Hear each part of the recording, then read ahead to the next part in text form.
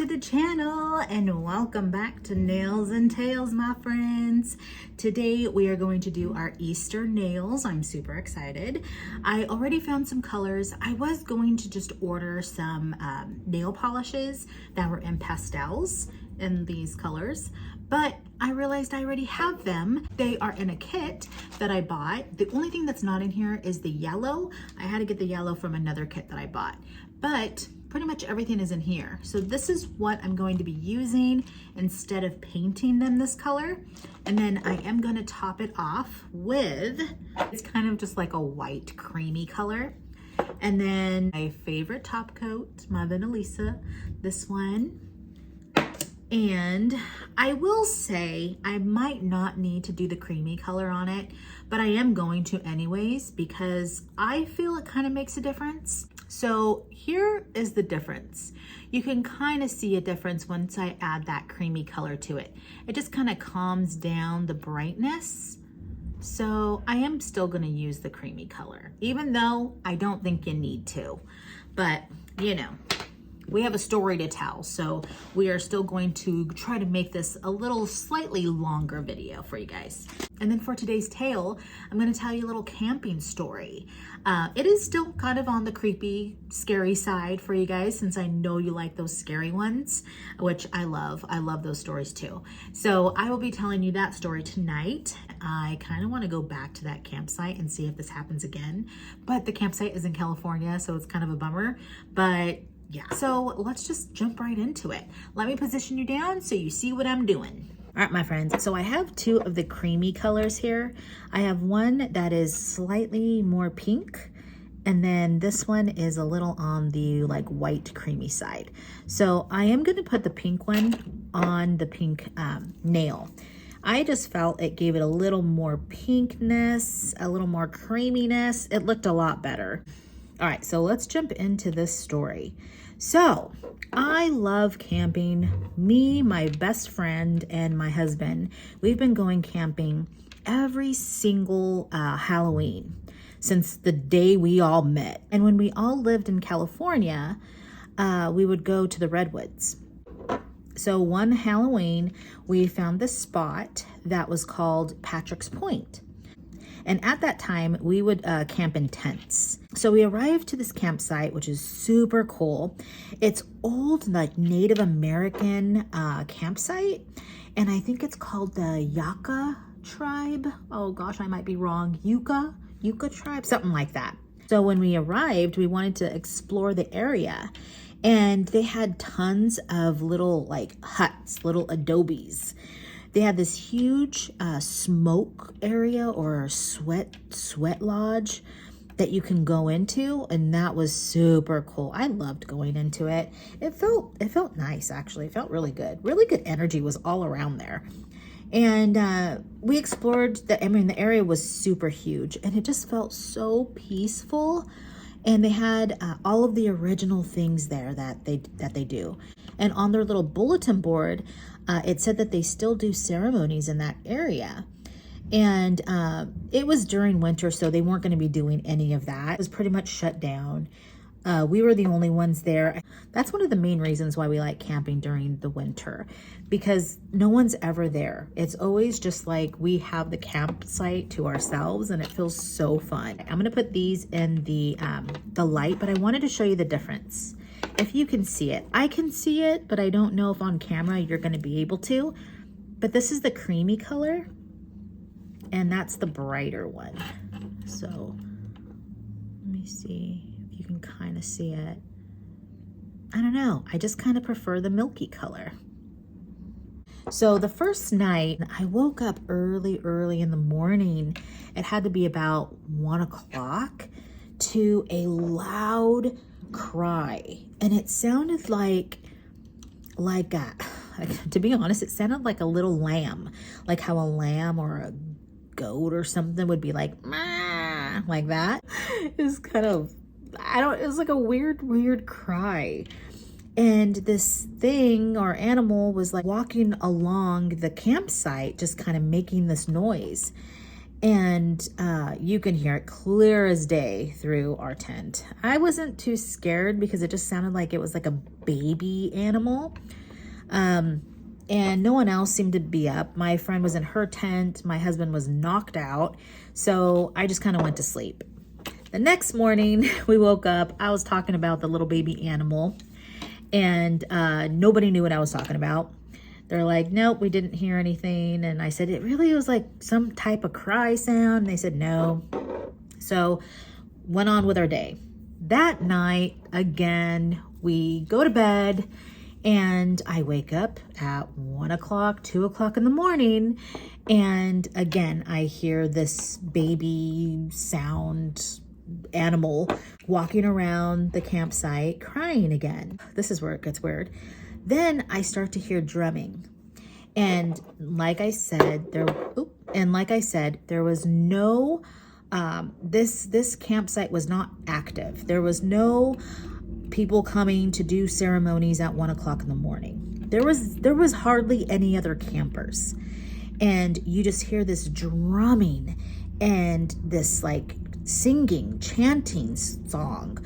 And I could tell it's like a different language. It legit sounds like Indians chanting a song. And I'm like, holy crap, how did this, like, why is this going on right now? And I kind of thought like, okay, maybe there's like some type of ceremony going on and that's just what they do. You know, it's their site. So maybe this is a thing that they do at 1 o'clock in the morning. I just kind of go to bed. I don't think anything of it. And so I woke up the next morning and I was like, wow, did you guys hear those drums? Like that was crazy. And all of the singing. And they're like, what are you talking about? There was nothing. And I'm like, yeah, there was singing. I could hear it clear. And I mean, I knew it was a different language. And I also, I just heard the drumming and the beat, and no one knew what I was saying. So I'm like, okay. So on our last night, we go to bed, and I'm like, oh my God, I know I'm going to hear this little thing crying. I know I'm going to hear these freaking drums. And I was just waiting for it. Like I knew this was going to happen, and it happened. 1 o'clock, 2 o'clock in the morning. I don't really hear the baby animal crying. It just goes straight to hearing the drums. And it's loud, you guys. Like, it sounds like it's in the next campsite next to us. At this point, I can make out the words that they're saying. Like, I can hear the words, I can repeat the words. And I wake up my husband and I say, okay, the chanting is going on right now. Do you hear it? And he's like, no, I don't hear anything. And as this is literally happening, I can say these words, like I can sing this song to him. And he says, I don't hear anything. There's nothing. I said, what about the drums? Like, here's the beat. And he's like, nope, I don't hear any beat. And I don't understand it. It was the coolest thing that I have experienced because I wasn't afraid or anything. It felt very warm and very comforting. It felt fine. Like it felt alive. When I heard this at night, it felt like I want to get up and go play drums with them. Like it felt so good. And I just, I don't know. So I'm trying to have him here. I'm saying the words that they're saying to him. And he's like, nope, nothing. And I almost wish I would have had the balls to like get up and go find this music, like to go see what was happening. But we went back to bed. I woke up the next morning. I asked my friend if she heard anything. She said no. And I was just alone in it. No one heard anything. And I was so bummed out, but yet like so excited that like I got a chance to witness that.